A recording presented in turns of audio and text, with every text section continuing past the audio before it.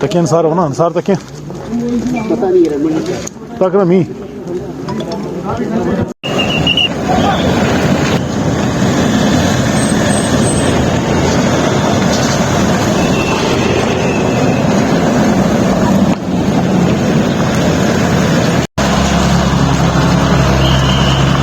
ना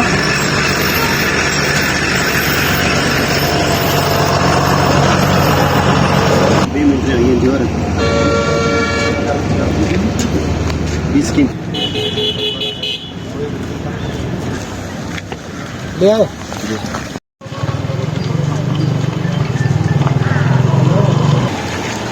दोबारा है